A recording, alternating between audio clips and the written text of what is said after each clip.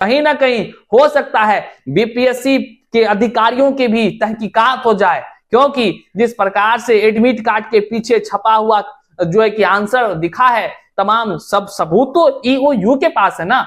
BPSC TRE 3 paper leak का मामला जो सुर्खियों में है, आखिर तमाम शिक्षक अभ्यर्थी अब सोच रहे हैं क्या आयोग जो है टीआरई 3 के एग्जाम को रद्द करेगी या नहीं करेगी। सबसे बड़ा सवाल तमाम शिक्षक अभ्यर्थियों के बीच यही है कि आखिर आयोग को जब ईओयू ने सारे सबूत दे दिया तो फिर आयोग के तरफ से अब तक एग्जाम को रद्द क्यों नहीं किया गया है। बहरहाल हम आपको बता दें, एग्जाम रद्द होगी लेकिन अभी नहीं हुई है, क्योंकि जांच का विषय है। इन तमाम चीजों पर बात करेंगे, साथ ही साथ बात करेंगे क्या बीपीएससी के पदाधिकारियों की भी हो सकती है जांच, क्या क्या हो सकता है। जबकि ईओयू ने अपने जानकारी के अनुसार जो उन्होंने जो जितने भी छापामारी किया है, जितने भी लोगों को हिरासत में लिया, यह अब किसी से छुपी हुई नहीं है। सारा सबूत प्रेस विज्ञप्ति के तहत उन्होंने जारी किया, ये किसी से छुपा हुआ नहीं है। लेकिन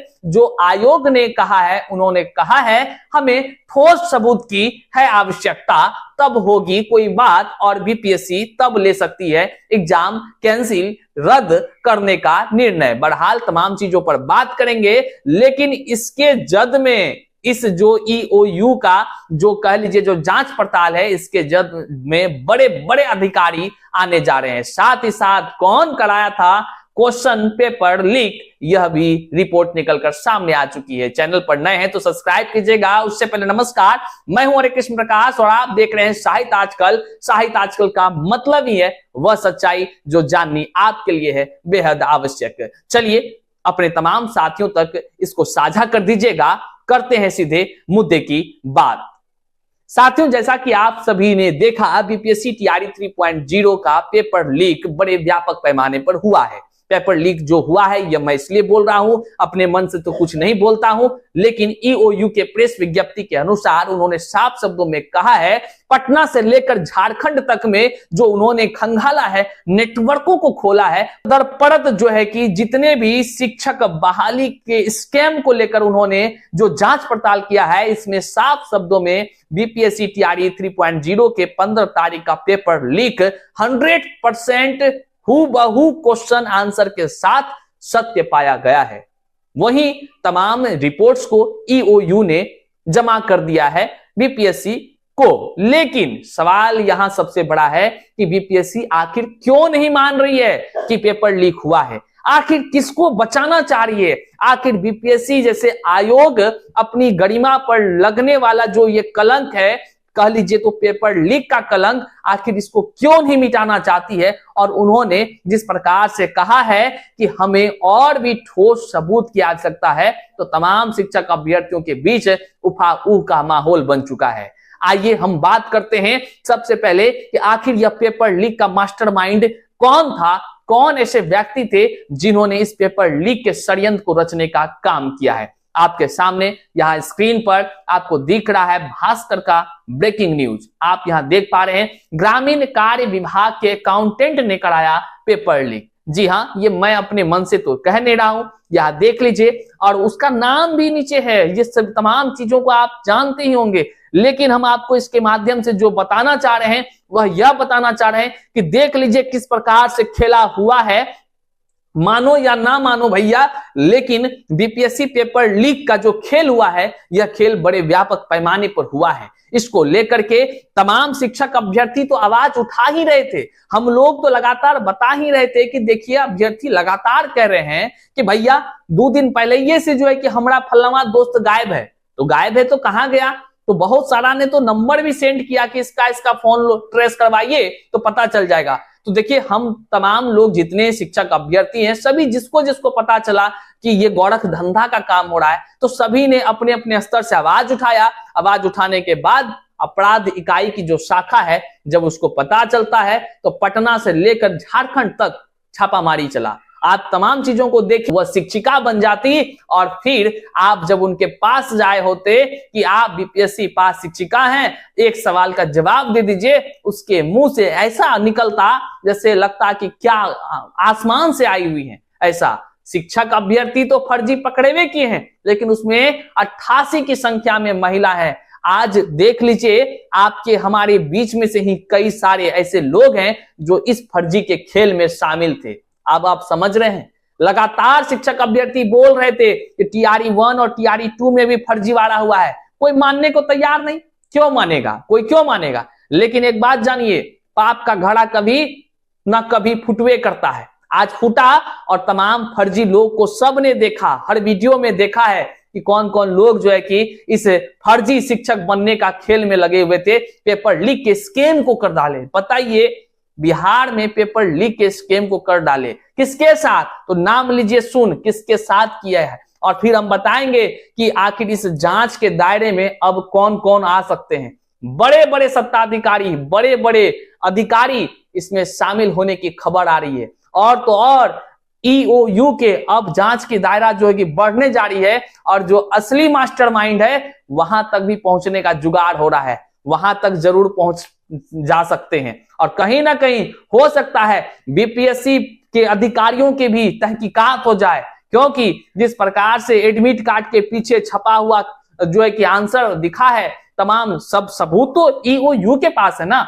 कोई जो है कि आम अभ्यर्थी थोड़ी ये कुछ कर रहा है, आम अभ्यर्थी कहां कर रहा है, वो तो खाली शिकायत किया, आवाज उठाया। लेकिन जो भी देखिए संवैधानिक रूप से जो गलत होगा, प्रशासन उस पर एक्शन लेगी, और एक्शन ली, जांच की रिपोर्ट दी है। लेकिन अब बात यहां पर है कि आयोग ने अभी वर्तमान में अभी स्वीकार इस बात का नहीं किया है कि भैया पेपर लीक हुआ है कि नहीं हुआ है, रद्द करेंगे कि नहीं करेंगे।